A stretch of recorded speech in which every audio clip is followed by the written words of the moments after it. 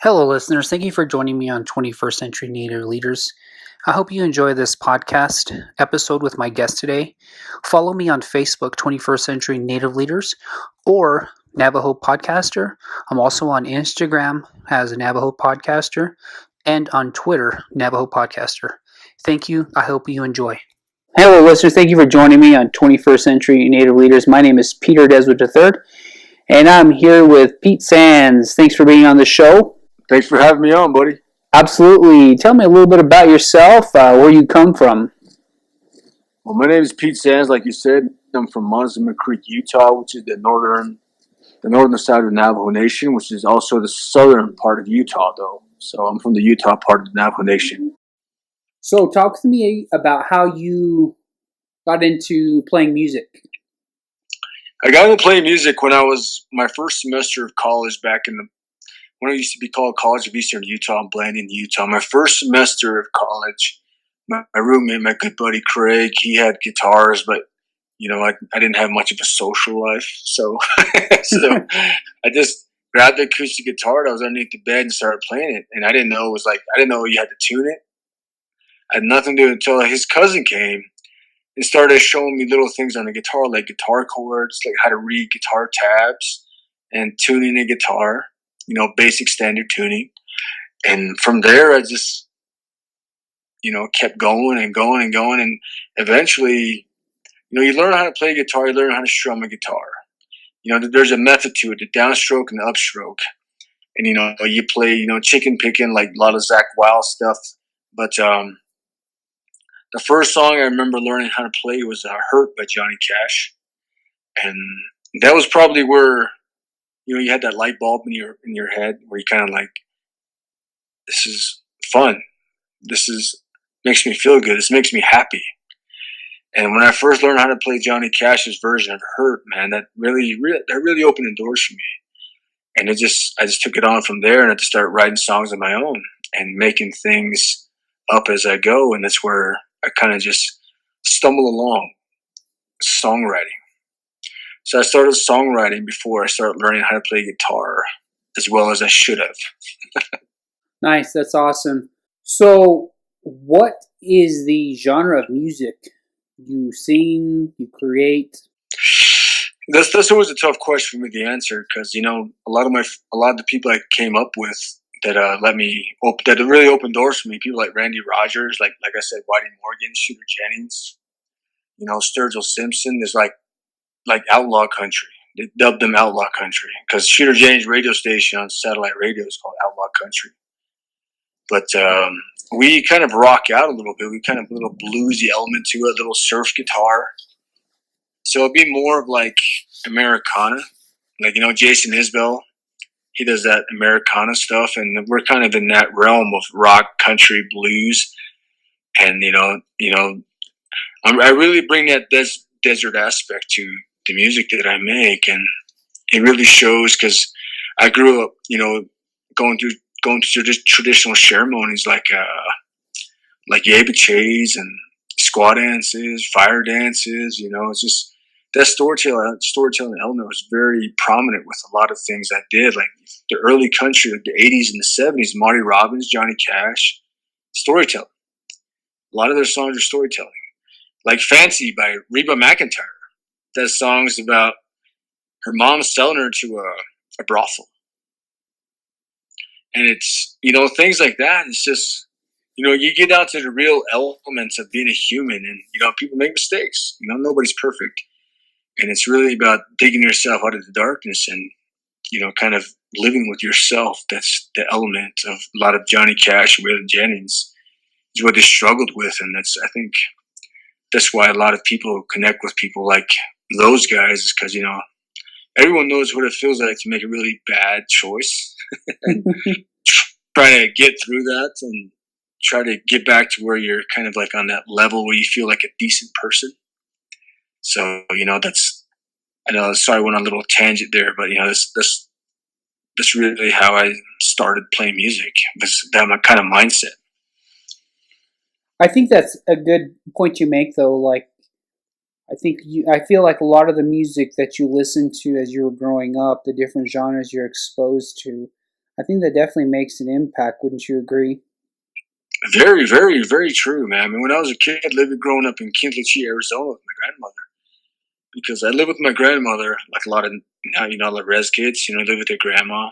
But we had a very horrible tragedy when I was a young kid. I was sent to live with my grandmother. She had this big old cabinet.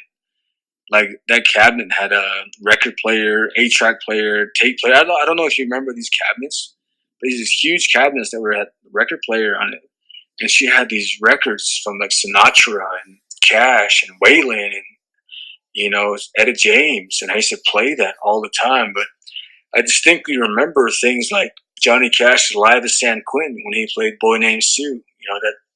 That stuck in my head, and it's just like it felt like he was there with you, like he was there with you in the room, and that's one thing I can never forget. But as you get older, you get more into rock, like the Slipknot, and the Godsmack, and the Mudvayne, Sepultura, Pantera, the Venom. When I first started playing music, I was a metal singer, so I'd be like, ooh, that type of stuff. Like, Yeah. definitely not anymore, but you never know, man. We're recording a new album right now, and the next album, I told my band members, we're gonna make a 4-song EP, just heavy metal music. Nice. Yeah. That's going to be good. So, a question for you: do you prefer the pop country, or do you prefer the old, classic country? Don Williams, Waylon Jennings, Johnny Cash. You know what, man? Fuck that pop country. I don't know if I'm supposed to swear your interview here, but pop country, throw that shit in the trash. I'm more into the Whitey Morgan, the Shooter, the Jamie Wyatts, the Margot Price, the Cody Jinks. I'm saying all this because these people, I know them. I've gotten to know them since when they were barely beginning, mm-hmm.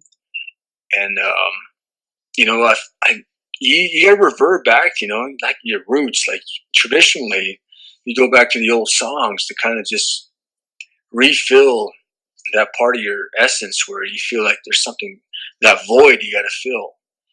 I mean, you have that, Native Americans have that historical DNA, like John Trudell used to say, that DNA, that sacred DNA we have.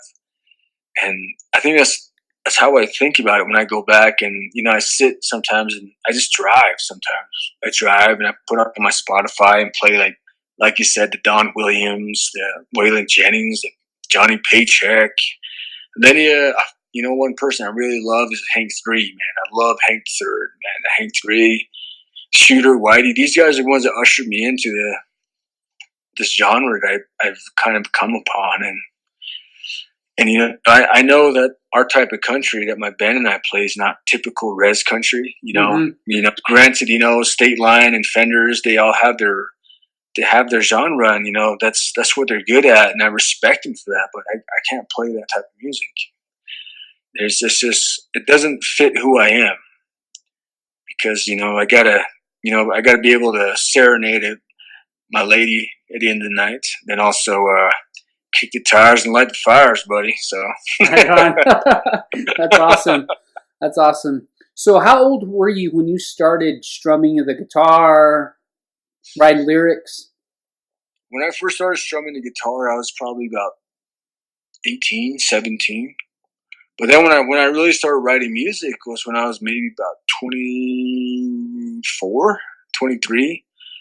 And then I had a little incident with the law where I spent some time behind bars, and that's where really the songwriting came through. It just when you're incarcerated, you have nothing but time to think and really reflect upon yourself. And it really, I hate to say it, but I think it kind of helped me become a better songwriter. It kind of opened my eyes to the path I needed to follow. And I don't recommend that for everybody, Right, I don't recommend jail, but you need to find yourself in some way, your true voice. And any artist, no matter what artist, whatever they are into, painting, music, movies, you got to find your voice, and that is hard to do.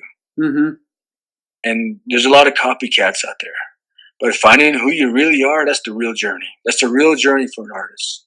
And once you find it, you will know, because you will feel whole again. That thing that's missing inside of you, it'll feel like it's filled.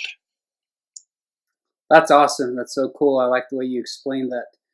So, talk with me about the process of creating your band. How do you know who to select to be on your crew?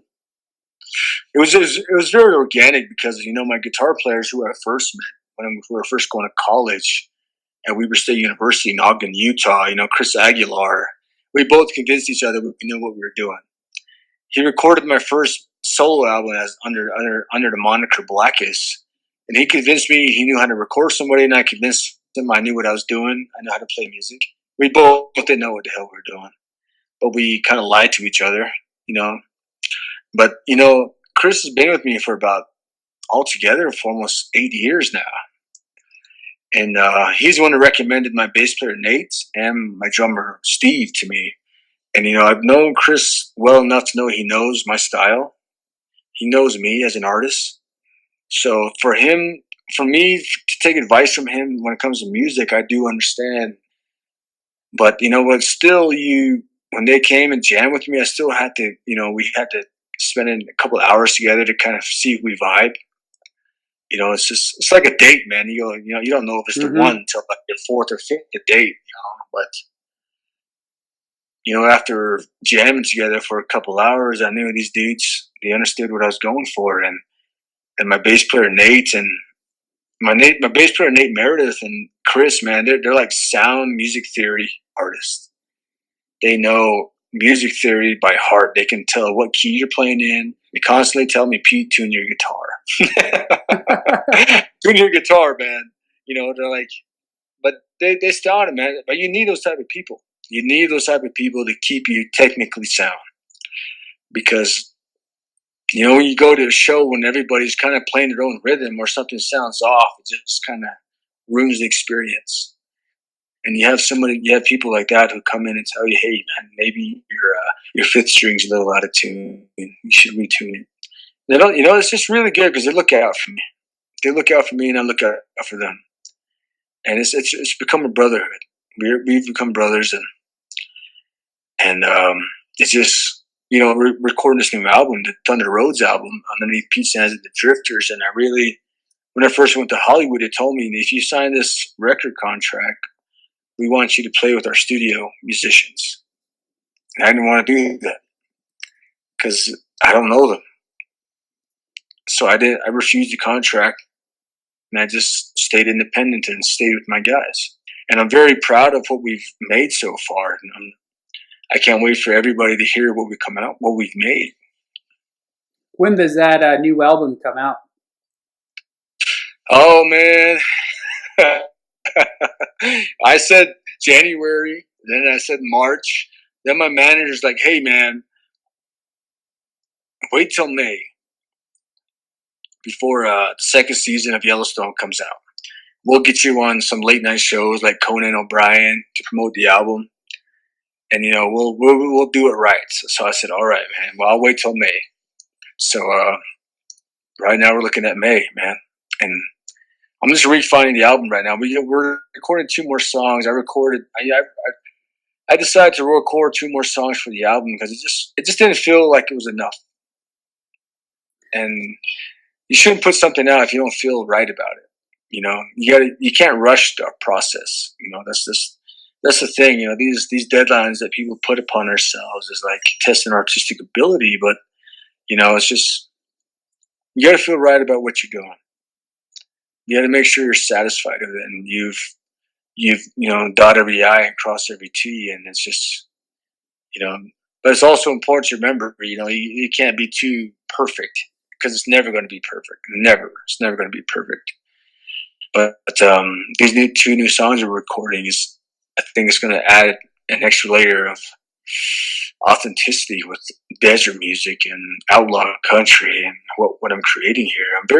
I played the album for a couple of LA executives, some filmmakers, some Hollywood filmmakers, and they're like, Pete, man, we've never heard this type of album come from a Native American before. So we're very, very, very stoked that this is coming, and you got more that we haven't heard yet. So we'll see, buddy. We'll see, man. That's so exciting. That's awesome. So talk with me about how you landed the gig to play at the Northern Edge Casino. That was a pretty amazing show. My wife and I checked it out. Talk with me about that. The Northern Edge Casino actually reached out to us, reached out to me. Shanta, who's a beautiful person, beautiful soul. She made us feel at home at a casino because that was the first ever casino we ever played. Because I always told myself I would never play a casino. I was riding my high horse like an idiot. but in Farmington, New Mexico, people have been asking for us to play there for so long, but there's no venues anymore there. There's not really any venues to play for people like us. It's very, you can't pick and choose. So when Shanta reached out to me and said, "Hey man, we'd love to have Pete Sands and the Drifters out here," I agreed to do it because first off, she really took care of me, took care of all of us, and she really really wanted to put on a good show, and it showed, man. Everybody who came, man, she was like, "I've never seen this many people come to a show. There was a line for you guys to come for you guys when you guys there's a line to get into your show." And I was like, "Yeah, man, that's cool. It's just being there, man. Just being with the people. It's my people. I'm Navajo, but a lot of Native Americans. They were there to support myself, and the fact that I wasn't rapping, or I wasn't a heavy metal band, or I wasn't a res country band, or a mainstream artist of any sort, and people came out to support and in droves. That was very eye opening to me, and I loved it, man. I'm glad you came out to see us too, man. It was definitely something different for everybody. Absolutely. So, do you write your own lyrics, or do you have someone that does it for you? No, I write my own music. I write everything, man. All the songs, we do a couple of cover songs, but everything that's original, that's Pete Sands. I wrote every word. I wrote every guitar chord. Then my band comes in and they add their little flavor to it, add their flavor to the song. But you know, the basis, the foundation of it is me. I wrote every song, every lyric, every word. That's awesome. So, did your success happen overnight, or has it been busting your butt? Traveling. Dude, the trolls that I get nowadays, all these people that hound me about all the stuff I do, they're like, "You're an overnight success." That is pure BS, bro. Because I've been at this game for about 4 years now, and I cannot tell you how many. When I first started out, I went on my first tour of the West Coast, and I made a total of $400, and that paid for my gas. I didn't have any money to sleep at a hotel, and I just went around and just slept in rest areas and parking lots, Walmart parking lots, and just going out there and just hitting the road, man. It just takes years. There is no such thing as an overnight success. What I've heard from Hollywood is overnight success is 10 years in the making. And when you count to when I first started playing guitar to when I first started playing music, it's like 12, 13 years ago. So there's no such thing as overnight success, no matter what anybody says. But man, you just got to grind it out. It's gonna be tough in the beginning. It'll be tough in the middle. But once you reach that part of you that you feel like you've made it a little, that's that where people come to see you and they want you to sign things like their cast, or they drive hundreds of miles to come see you. And that's what I keep in mind, because when fans come out to see me, some of them drive for hundreds of miles to come see you, and to give them that experience of like, hey, talking to them and not being a douche, and just hugging them, give them the time of day to talk and just chat with them, man. I mean, that's all people want, is someone to listen to them at the end of the day and just have a good conversation. I owe you. I owe the fans that much at the least, man, because I wouldn't be here where I am right now without the fans or support I got, and I will never forget that. That's true. I like the way you stated that. So, do you have any tips for any up and coming artists, guitar players, rock stars in the making? I think the only advice I get is that, man, the more well-known you become, the smaller your circle is going to get. Is that the friends you have now, they're not always going to have. They're not always going to be your friends when you get to the point where you feel like you've kind of got some sort of success. And that's okay. That's okay. You know, the people who really matter, the people who've been there through all your struggles, that's who you need there, not the hanger-ons. And you got to practice every day, man. Practice as much as you can, because hard work beats talent any day. And you got to be ready. You got to be ready, man. You got to be ready, because someday somebody will say, all right, somebody didn't show up. Can you play? And if you can't do it, they don't belong there. But if you prepare for that moment and you practice, you put in your work, you did the hours, you did everything you could, and that time comes for you and your chance comes up, you got to grab it and go for it. You can't not be afraid. You can't be afraid for the dreams that you aspire for. You know, as Native Americans, there's so much against us already. We don't have that mainstream success. We don't have that one person we can say, oh, that guy, you know, in that $1 billion movie, he's Native American. We don't have that. The closest that comes, my brother Jason Momoa. He's the closest, and he flies that Native American flag high because he's half Native American, man. And you know, I love Momoa and I love Jason, man. He's a big supporter, but you know, we need more of us out there, and we should try to support one another and forget about that crabs in the bucket mentality where we try to pull one another down. It's not helping us. We got to elevate one another, and you know, hopefully it'll happen. That's so true. I like that you said that. So talk with me a little bit about your part on the show Yellowstone. I saw you probably 4 or 5 times in the movie, and I'm like, oh my God, there's Pete. I paused it and was checking it out, and I was like, dang, there he is. You know, the funny thing is, Joe, when I first met my brother Taylor, who's the creator of Yellowstone, he also made Wind River and wrote Sicario. And you know, when they first approached me to do it, I didn't want to do it. I didn't want nothing to do with Yellowstone. I had no idea what it was about. But after some convincing, I agreed to it, and I'm so glad I did, because I met Taylor. I became a brother of his. You know, he invited me to, he kind of accepted me into his family. But what I really, really liked is that he took the time and effort to consult Native American tribes and make sure he did everything right.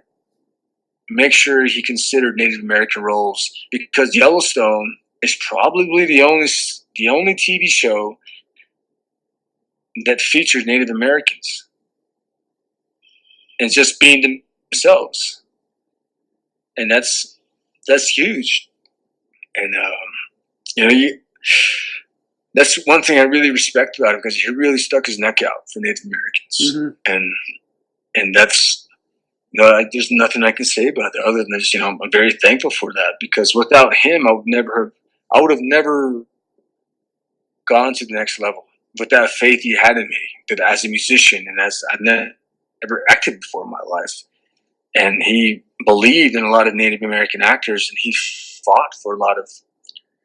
really fought to make this show happen with a heavy Native American presence.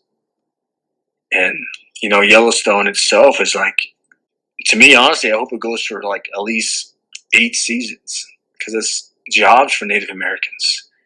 You know, Native American hairdressers, they don't talk about that, you know, with all the Native Americans behind the scenes that were there as well. So it's really, it's one of those deals where I was fortunate enough to be at the right place at the right time. I don't know if you consider that fate, if you believe in stuff like that. But it's something I'm very thankful for, and you know, I'm very appreciative of the fact that I've met a lot of people within Yellowstone that really have become family and accept me, and you know, accept me as not only as a person, but as a Navajo, you know, as a Dene, and they appreciate the culture that each of us bring to the table. So you know, that's Yellowstone, man. So, how many natives would you say are on the set or support the show? God, there's at least 50. Wow. So there's a lot, dude. There is a lot. Yeah. So, when I watch the show, is it filmed in Montana or is it filmed in uh, Utah? It is filmed probably half and half, Utah Okay. and Montana. Yeah. I think part of Wyoming as well. And but a lot of it, I think the majority of it is filmed in Utah. And the Utah, I mean, I'm from Utah. I'm a Utah, so I'm very appreciative of that as well. You know, they're filming in Utah. Utah is a really up and coming state, just like New Mexico. New Mexico is probably one of the number one states when it comes to filmmaking. A lot of film industry goes there, and they film TV shows, movies, and stuff there. But Utah's coming up, man. That's good. That's good to hear. So, talk with me about how you built such a large social media following. Dude, that's a tough question to answer. I have no idea. I just say things that are myself, that are true to me, true to myself, and I don't post things because a lot of people have, they project things on social media that they're not who they really are in real life. You meet me in real life, you see me on social media, I post videos where I'm, drinking some whiskey, smoking a cigar. And you meet me out in the real world, and I might be doing the same thing. So like, oh, he really does do that. He'll have a conversation with you, man. I spend nights at bars where I talk to a guy who I've never met in my life all night, never see that person again. The art of conversation is something that's being lost in this world. And that's why I hold dear, man. I love hearing people's stories. I hate talking about myself. I hate talking about what I've done, who I am. I hate it. So when I go and meet people, I want to hear what they have to say. I want to hear what Peter has to say. I want to hear what Shooter has to say. I want to hear what other people have to say. It's just, that's where inspiration comes from as well. Drawing inspiration as an artist, you got to find inspiration all over the place, and putting yourself in another person's shoes, to be empathetic. That's something I find more powerful than being sympathetic, because, sympathy, you're just feeling sorry for someone, almost pitying somebody. Mm-hmm. But, feeling empathy is more powerful because that means you've both been to the same place. That's so true. And I think that's one thing that's powerful is, being real. People should be real and not portray something that they're not on social media. I think that's pretty powerful. So here's a pretty good question for you. So I know there was quite a few people at the show. I'd say probably 40 or 50 people at the show here at Northern Edge. Yes. How did you overcome that fear of being in front of large audiences? The number one fear in the United States is public speaking. You just got to go out there and do it, man. You got to prepare for it. You rehearse. Rehearsal's the number one thing. You rehearse things over and over and over and over again. And until you reach that state where you get tired of rehearsing, until you get tired of hearing yourself, you hear that line every time. Because any show you see is rehearsed. Any concert you go to has been rehearsed hundreds of times. You just got to keep your mindset in that. Stay on the path. Stay on that course that you started. You'll have hecklers. You'll have things that kind of take your mind off what you're doing, but you stay on that. You stay on that line, man. Walk that line, like Johnny Cash used to say. You walk that line until you get to the end. And some people never get over it. Some people can never get over public speaking. So it's to each their own, man. Some people who are shy in high school, they become these big rock stars. Some people who are like these big, had all this charisma back in high school, they never reach what they wanted to do. It really has to do with your drive. How bad do you want it? Because you can't be this big, huge thing if you can't be in front of people. And the way I did it is just went out there, man. Just be yourself out there. Because the crowd will know if you're lying, if you're being dishonest. And you go out there and just be you to the 100th degree. That's true. I like that. Be real with who you are, and that's awesome. So, any upcoming shows where people can check out your band? Right now we are finishing the album, like I said, but we're gonna hit the road here to support the album probably in May and June, just kind of the Western tour. But Northern Edge has been asking us to come back, and I'd love to come back and do another show there because a lot of people really enjoyed us, and just I don't really know where else to play in Farmington. Gallup is I know a couple places, Flagstaff, but we'll be out there, man. We'll be out there again. Just keep watching what I'm doing, and I'll announce some shows that we're doing. That's awesome. Is there anything else you want to share? I remember you talking about a screenplay you wrote. Yeah, I wrote a screenplay for my very first screenplay. I can't really tell the title or much about it because I'm under contract.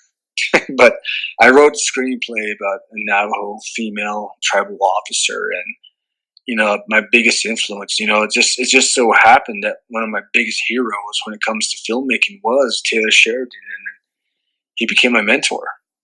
And him just telling me, this is how you do things, this is how you write a screenplay. Because when I was first approached to write a screenplay, I didn't know how to write one. Never wrote one in my life. But I sat down and learned.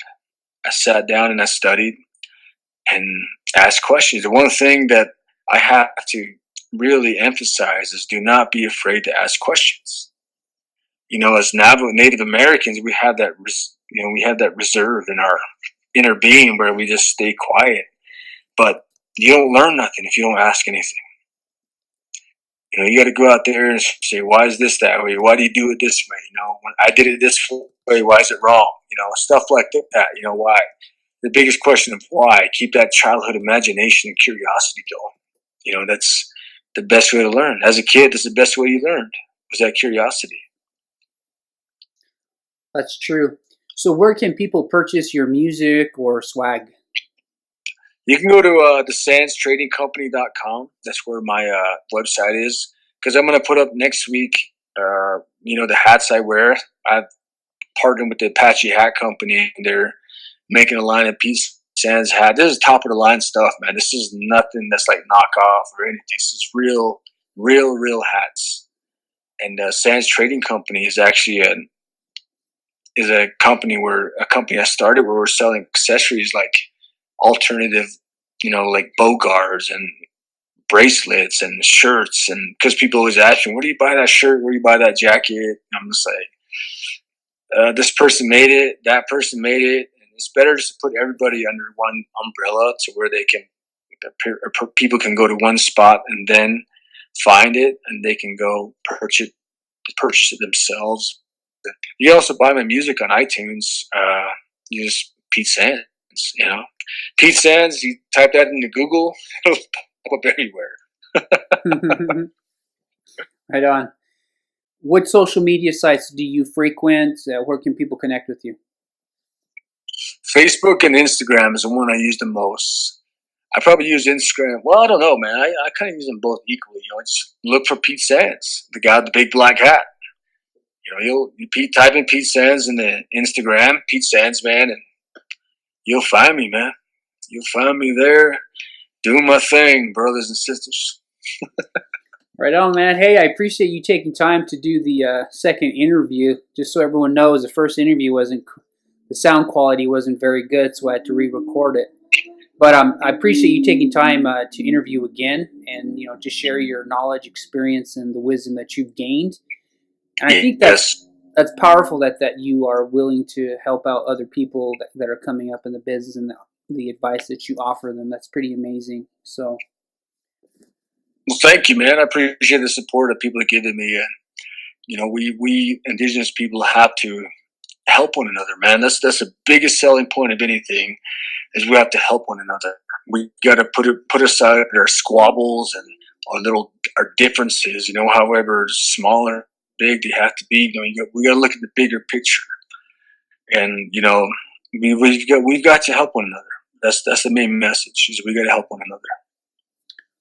That's so true. And just so everyone knows, man, Pete's music is absolutely amazing. I just love how gritty and raw your music is.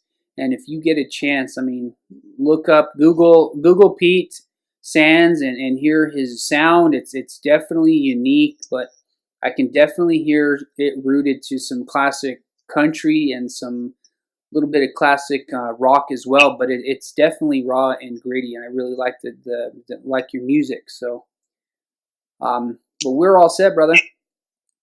It's just funny because I was talking earlier about I did 2 radio interviews in the past week and a half, and every time I talk to these people, they're all like, "Are you from Texas? Are you Texan?" I said, "No, man. I'm from the red. Dog. I'm a Utah to the fullest." They're like, "There's something about you. This is Texas." I've never. Well, I played some places in Texas, but I'm not from Texas, you know. But I love the Texas country music scene. But other than that, you know, I'm Navajo to the fullest, and I don't hide that.